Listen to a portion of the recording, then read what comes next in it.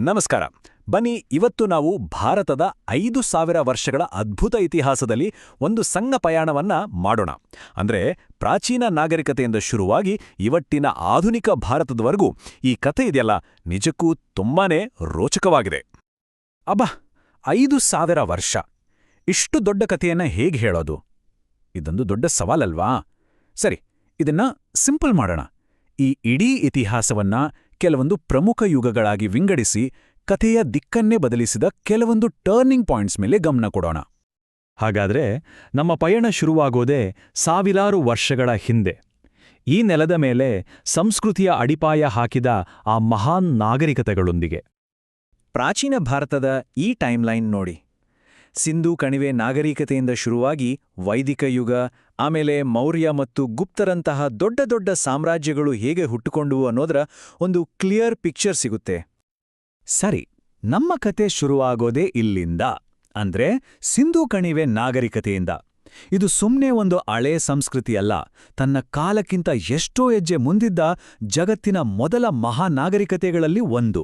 ಅತ್ಯಾಧುನಿಕ ನಗರ ಯೋಜನೆ ಮತ್ತು ತಂತ್ರಜ್ಞಾನ ಇವರಲ್ಲಿತ್ತು. ಇಲ್ಲರ ಒಂದು ಇಂಟ್ರೆಸ್ಟಿಂಗ್ ವಿಷಯ ಅಂದ್ರೆ, ಹರಪ್ಪ ಮತ್ತು ಮೊಹೆಂಜೊದಾರೋದಂತಹ ಪಕ್ಕಾ ಪ್ಲ್ಯಾಂಡ್ ಸಿಟಿಗಳು ಇದ್ರೂ ಅಲ್ಲಿ ರಾಜರು ಅಥವಾ ಚಕ್ರವರ್ತಿಗಳು ಇದ್ರು ಅನ್ನೋದಕ್ಕೆ ಯಾವುದೇ ಸಾಕ್ಷಿ ಸಿಕ್ಕಿಲ್ಲ. ಇಂಥದ್ದೊಂದು ಸಂಘಟನೆ ಯಾವುದೇ ಅಧಿಕಾರವಿಲ್ಲದೆ ಹೇಗೆ ಸಾಧ್ಯ ಆಯಿತು ಅನ್ನೋದು ಇವತ್ತಿಗೂ ಒಂದು ದೊಡ್ಡ ರಹಸ್ಯ. ಸಿಂಧೂ ಕಣಿವೆಯ ನಗರಗಳು ಕಣ್ಮರೆಯಾದ ಮೇಲೆ ಭಾರತದ ರಾಜಕೀಯ ಚಿತ್ರಣವೇ ಬದಲಾಯಿತು. ಸಣ್ಣ ಸಣ್ಣ ರಾಜ್ಯಗಳ ಜಾಗದಲ್ಲಿ ಒಂದು ಬೃಹತ್ ಸಾಮ್ರಾಜ್ಯ ಹುಟ್ಟಿಕೊಳ್ತು. ಅದೇ ಉಪಖಂಡದ ಬಹುತೇಕ ಭಾಗವನ್ನ ಒಂದೇ ಆಡಳಿತದಡಿ ತಂದ ಮೌರ್ಯ ಸಾಮ್ರಾಜ್ಯ. ನೋಡಿ, ಚಂದ್ರಗುಪ್ತ ಮೌರ್ಯ ಸಾಮ್ರಾಜ್ಯದ ಸ್ಥಾಪಕ. ಆದರೆ ಆ ಸಾಮ್ರಾಜ್ಯದ ಇತಿಹಾಸಕ್ಕೆ ಒಂದು ದೊಡ್ಡ ತಿರುವು ಕೊಟ್ಟಿದ್ದು ಅವನ ಮೊಮ್ಮಗ ಅಶೋಕ. ಕಳಿಂಗ ಯುದ್ಧದಲ್ಲೇ ನಡೆದ ಆ ಭೀಕರ ರಕ್ತಪಾತ ಇದೆಯಲ್ಲ, ಅದು ಅಶೋಕನನ್ನ ಸಂಪೂರ್ಣವಾಗಿ ಬದಲಾಯಿಸ್ಬಿಡ್ತು. ಆ ಘಟನೆ ನಂತರ ಅವನು ಬೌದ್ಧ ಧರ್ಮವನ್ನ ಸ್ವೀಕರಿಸಿದ. ಯೋಚನೆ ಮಾಡಿ, ಒಬ್ಬ ವ್ಯಕ್ತಿಯ ಮನಪರಿವರ್ತನೆ ಒಂದು ಇಡೀ ಸಾಮ್ರಾಜ್ಯದ ಹಣೆಬರವನ್ನೇ ಹೇಗೆ ಬದಲಾಯಿಸಬಹುದು ಅನ್ನೋದಕ್ಕೆ ಇದಕ್ಕಿಂತ ಶ್ರೇಷ್ಠ ಉದಾಹರಣೆ ಸಿಗಲ್ಲ. ಮೌರ್ಯರ ನಂತರ ಮುಂದೆ ಬರೋದೇ ಗುಪ್ತರ ಕಾಲ. ಈ ಸಮಯದಲ್ಲೇ ಭಾರತ ಜ್ಞಾನ, ವಿಜ್ಞಾನ ಮತ್ತು ಕಲೆಯಲ್ಲಿ ತನ್ನ ಉತ್ತುಂಗವನ್ನ ಕಂಡಿದ್ದು. ಅದಕ್ಕಲ್ವಾ ಈ ಕಾಲವನ್ನ ಭಾರತದ ಸುವರ್ಣಯುಗ ಅಂತ ಕರೆಯೋದು. ಈ ಯುಗದಲ್ಲಿ ವಿಜ್ಞಾನ, ಗಣಿತ, ಕಲೆ ಹೀಗೆ ಪ್ರತಿಯೊಂದು ಕ್ಷೇತ್ರದಲ್ಲೂ ಅದ್ಭುತ ಸಾಧನೆ ಆಯಿತು.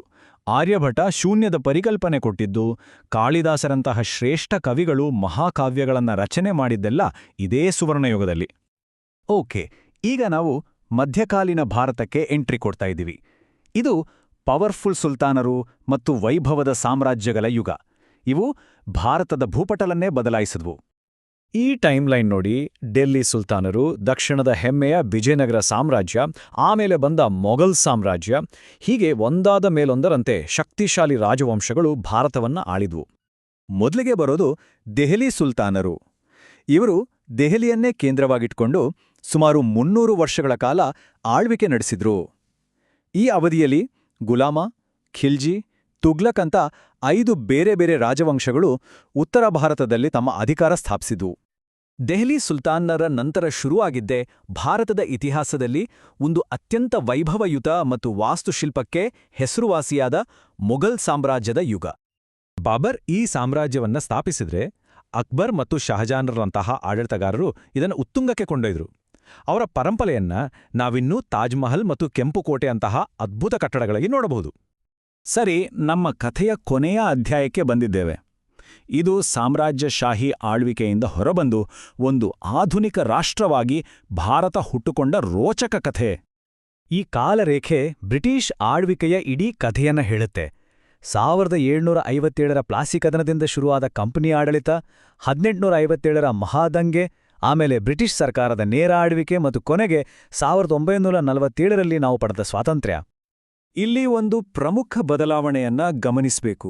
1857ರ ದಂಗೆಯ ನಂತರ ಭಾರತದ ಆಡಳಿತ ಈಸ್ಟ್ ಇಂಡಿಯಾ ಕಂಪನಿಯ ಕೈತಪ್ಪಿ ನೇರವಾಗಿ ಬ್ರಿಟಿಷ್ ರಾಣಿಯ ಕೈಗೆ ಹೋಯಿತು. ಇದರಿಂದ ಭಾರತದ ಮೇಲಿನ ಅವರ ಹಿಡಿತ ಇನ್ನೂ ಸ್ಟ್ರಾಂಗ್ ಆಯಿತು. ಬ್ರಿಟಿಷರ ನೇರ ಆಳ್ವಿಕೆ ಭಾರತೀಯರಲ್ಲಿ ರಾಷ್ಟ್ರೀಯತೆಯ ಕಿಚ್ಚನ್ನ ಇನ್ನಷ್ಟು ಹೆಚ್ಚಿಸಿತು. ಇದೇ ಸಮಯದಲ್ಲಿ ದೇಶದಾದ್ಯಂತ ಒಂದು ಸಂಘಟಿತ ಮತ್ತು ಶಕ್ತಿಯುತ ಸ್ವಾತಂತ್ರ್ಯ ಚಳವಳಿ ರೂಪುಗೊಳ್ಳಕ್ಕೆ ಶುರುವಾಯಿತು. ಈ ಸ್ವಾತಂತ್ರ್ಯ ಹೋರಾಟಕ್ಕೆ ಒಂದೇ ಮುಖ ಇರಲಿಲ್ಲ. ಮಹಾತ್ಮ ಗಾಂಧಿಯವರ ಅಹಿಂಸಾ ಮಾರ್ಗ ಒಂದೆಡೆಯಾದರೆ ಭಗತ್ ಸಿಂಗ್, ಸುಭಾಷ್ ಚಂದ್ರ ಬೋಸ್ ಅವರ ಕ್ರಾಂತಿಕಾರಿ ದಾರಿ ಇನ್ನೊಂದೆಡೆ. ಹೀಗೆ ಅಸಂಖ್ಯಾತ ನಾಯಕರು ಮತ್ತು ಸಂಘಟನೆಗಳು ಈ ಮಹಾನ್ ಹೋರಾಟದಲ್ಲಿ ಭಾಗಿಯಾಗಿದ್ರು.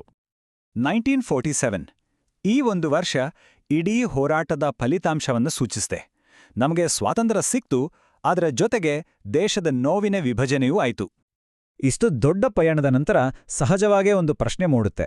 ಈ ಸಾವಿರಾರು ವರ್ಷಗಳ ಇತಿಹಾಸದ ಪರಂಪರೆ ಇವತ್ತಿನ ಭಾರತದ ಮೇಲೆ ಹೇಗೆ ಪ್ರಭಾವ ಬೀರ್ತಾ ಇದೆ? ಈ ಒಂದು ಮಾತು ನಮ್ಮ ಇಡೀ ಪಯಣವನ್ನ ಸುಂದರವಾಗಿ ಹಿಡಿದಿರುತ್ತೆ ಅಲ್ವಾ? ಸುಸಜ್ಜಿತ ಪ್ರಾಚೀನ ನಗರಗಳಿಂದ ಹಿಡಿದು ಒಂದು ಆಧುನಿಕ ರಾಷ್ಟ್ರದವರೆಗೆ ಇದು ಸಾಮ್ರಾಜ್ಯಗಳು, ಹೊಸ ಆಲೋಚನೆಗಳು ಮತ್ತು ಸ್ವಾತಂತ್ರ್ಯದ 5000 ವರ್ಷಗಳ ಕತೆ. ಕೊನೆಯದಾಗಿ ಇದರಿಂದ ನಮಗೆ ಏನು ಅರ್ಥ ಆಗುತ್ತೆ ಅಂದ್ರೆ, ಇತಿಹಾಸ ಅಂದ್ರೆ ಕೇವಲ ನಡೆದುಹೋದ ಘಟನೆಗಳಲ್ಲ. ಅದು ಒಂದು ಯುಗದಿಂದ ಇನ್ನೊಂದು ಯುಗಕ್ಕೆ ಹರಿಯೋ ಸಂಸ್ಕೃತಿ, ವಿಜ್ಞಾನ ಮತ್ತು ನಮ್ಮ ಅಸ್ಮಿತೆಯ ಒಂದು ನಿರಂತರ ಪ್ರವಾಹ.